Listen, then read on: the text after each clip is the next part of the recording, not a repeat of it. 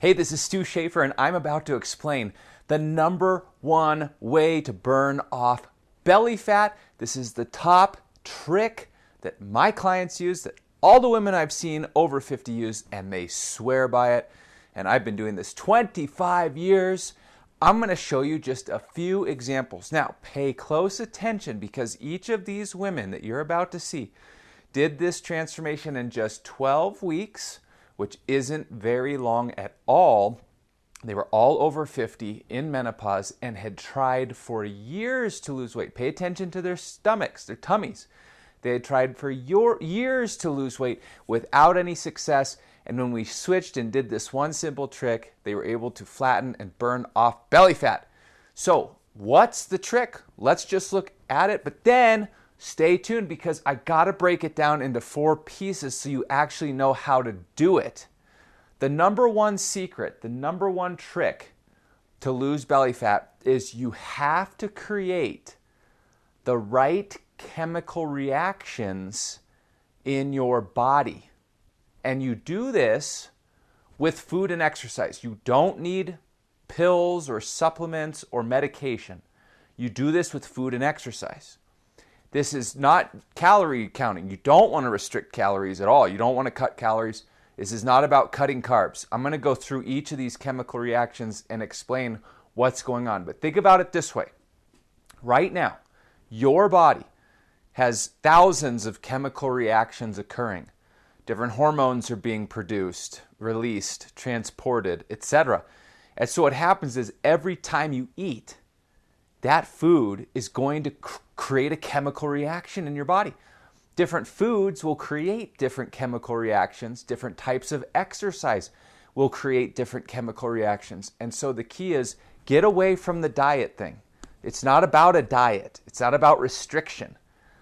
It's about learning how to use the food you're already eating and exercising correctly so that you create the right chemical reactions in the body and your belly fat will disappear. You'll lose weight faster and easier than ever before. You'll never feel hungry. You'll never have cravings. You can eat a lot of food and you can still splurge.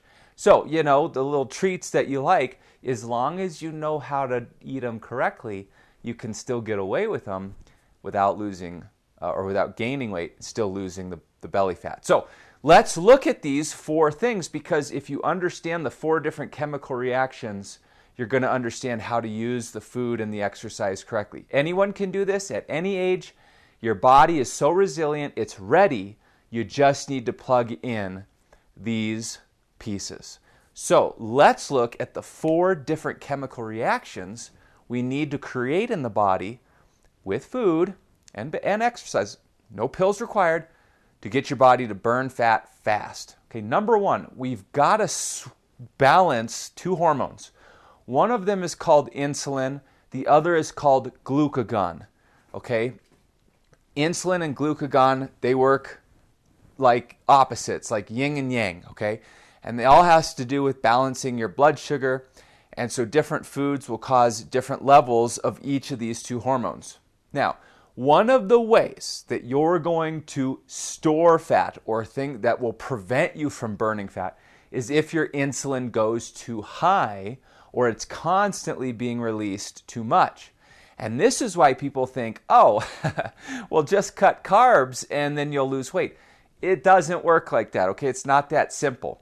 You should know that by now. Insulin can get triggered 12 different ways, and you're going to want to write these down, okay? 12 different ways. Number 1 is, yes, if you eat too much sugar or too many carbs all at one time, that will increase your insulin and cause it to shoot up. So that is one way, but it doesn't mean you need to cut carbs. That's the misnomer, okay? But here are all the other ways. If you eat too much fat, that will do it. If you eat too much food all at once, that will do it. If you don't combine the right foods together at a meal, that'll do it. If you don't eat the right food at the right time of day, so you eat something in the evening when really you should be eating it in the morning, that'll do it. Not enough fiber will do it. Stress will do it. Lack of sleep will do it. Inflammation in your body will do it. Smoking will do it.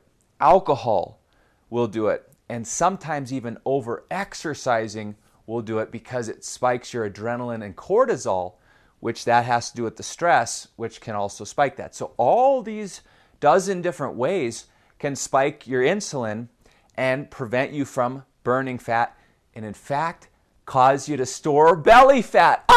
Okay, see, this is why the chemical reactions are so important. So now, you need to eat enough food. Calorie restriction is bad because that leads to stress. That can crank up your adrenaline and cortisol. It can cause your metabolism to slow down. That's why you don't want to restrict calories. You need to eat enough, and it should be a fair amount of food, but you need to make sure you're not overeating anything, carbs or fat, not having too big of a meal, combining the right foods at each meal to balance it out so that you regulate these two hormones. Now, here's the other piece, the glucagon. What's glucagon? No one ever talks about glucagon. Insulin gets released when your blood sugar goes too high. Glucagon gets released when your blood sugar goes too low.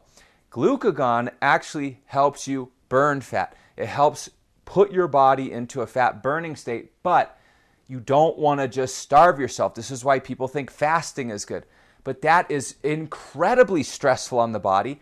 That cranks up your cortisol. It can hurt your thyroid. It can hurt your metabolism. There's a lot of side effects. Well, how do you get the glucagon to go up without the side effects?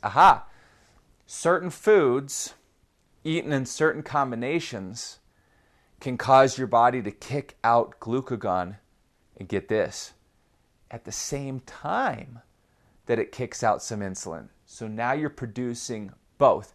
And what happens when you do this? The food you eat will actually get shuttled into your muscles, which will give you energy, help you tone your muscles, and speed up your metabolism, and at the same time, cause you to burn fat. So that is chemical reaction number one that you've got to create. Let's look at number two. This is the cortisol and adrenaline balance, which I just referenced. What happens is this. Cortisol, everyone says, it's good, get rid of cortisol. Cortisol is necessary to burn fat, if you can believe it. I know, I've researched this. It's all the physiology books. Cortisol is part of something called lipolysis, which is fat burning. Here's the kicker. Cortisol, like everything else in your body, is only beneficial when it's in the right range. Think about it. Cholesterol, blood pressure, blood sugar, thyroid, any hormone, anything in the body. If it's too high, well, that obviously is bad. But if it's too low, that's also bad. Same with cortisol. When cortisol is in the right range, it helps you burn fat. But when it goes out of range, it prevents you from burning fat, and instead it causes you to burn muscle, which slows down your metabolism. It also causes gut issues because it steals the blood flow away from your digestive organs. Well, now if you have a gut issue, that creates inflammation. Remember, inflammation is one of the ways that your insulin can spike. And if you don't fix the gut issue, it'll lead to some sort of a disease or autoimmune. When the adrenaline and cortisol spike, this also increases blood sugar and can also increase insulin. The other thing that happens is cortisol can have a negative impact on your thyroid function. It can either reduce your thyroid production, it can reduce your T3, or it can increase your reverse T3, which will essentially cancel out your T3.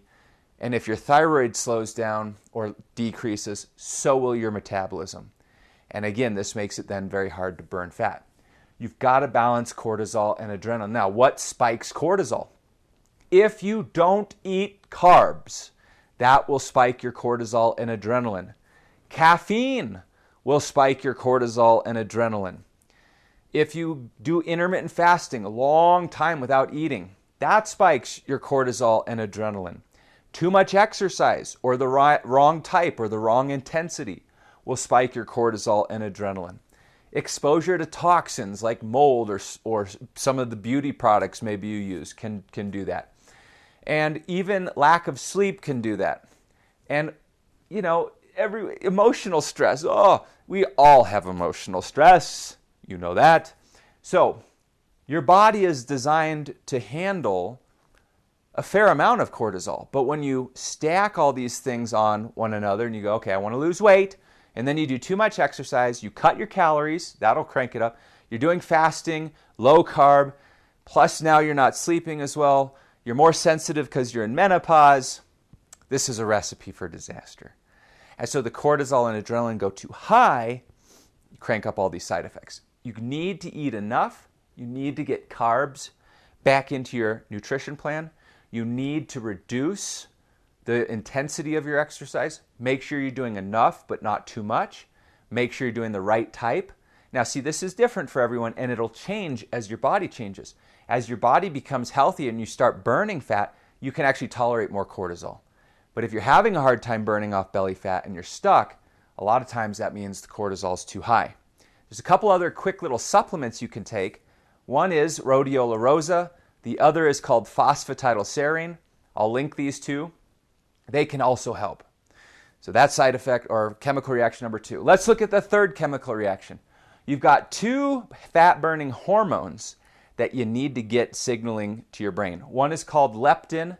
The other is called adiponectin. Now, there's also one called ghrelin, which is related, but not what we're talking about. Leptin and adiponectin will burn fat. They'll cause your body to burn fat. They're produced, these hormones are produced by your fat cells, okay? What's supposed to happen is the body's trying to balance itself. So the more fat you have, the higher these hormones go. They send a signal to your brain at a little place called the hypothalamus. So, fancy term, don't need to know it. They go to your brain and the brain then tells the body, we've got enough fat. Then the body starts burning more fat, it stops storing fat, and it speeds up your metabolism. If these 2 signals don't get through correctly, now your body thinks you don't have enough fat. So it slows down the metabolism, starts storing fat, and stops burning fat. This is a survival mechanism in your body. Now, leptin and adiponectin need certain foods to function correctly, namely carbs. So if you do a real low-carb diet and you're depriving yourself, if you do a really low-calorie diet and you're depriving yourself, these hormones will drop even if your body fat hasn't dropped, and the body will start shifting to try to burn more fat. Store more fat. It'll stop burning the fat. Now, other things can block these, like triglycerides. Hormones like insulin have to deliver these. They have to cross the blood-brain barrier. If you have too much of these hormones, then your body can become resistant to them, like insulin resistance. And this is why when you start eating the right foods, you need carbohydrates, you need the right type of carbohydrates, like sugar, refined bread, pasta. Those aren't going to help you with these, because those can also kick up your triglycerides, which can block these. But you need the right types of carbs, and then when you get those combinations at each meal to level things out, what will happen is, again, you'll get the insulin and glucagon to release. The insulin can now deliver these up to the brain. They signal the brain. Your body gets the message. It can detect how much fat you have on you based on the hormone levels. Now your body can start going into a fat burning mode instead of a fat storing mode. Plain and simple. Okay, moving right along, you can see how complex the body is. This is why it's so important. Now, the trick is, hey, just create the right chemical reactions. You can take all the food you're eating, and if you just restructure it, and I have a bunch of lessons on this, which I'm going to post so you can check these lessons out, about the timing of foods, the combination of foods. This is really what's important. You don't have to cut out carbs and restrict calories. You just need to restructure. Bingo. Let's look at the fourth. The fourth chemical reaction is you've got to get your body using food instead of storing it. Here's the main thing that'll happen. If you don't eat enough, so you calorie restrict, or you're fasting all day, or you've cut carbs, or you're over-exercising, you can then risk putting your body into starvation mode. This is a real thing. Let me explain what happens. If your body perceives that it's not getting enough, it will down-regulate its own metabolism to match whatever is coming in. In addition to that, it will start releasing an enzyme. This enzyme will cause you to store fat. Now, here's why the body does this. it thinks you're starving. You can't tell if you're trying to lose weight. And so because it thinks you're starving, it wants to take the food you eat and save it for later. It stores it. The only place it can put it is your fat cells.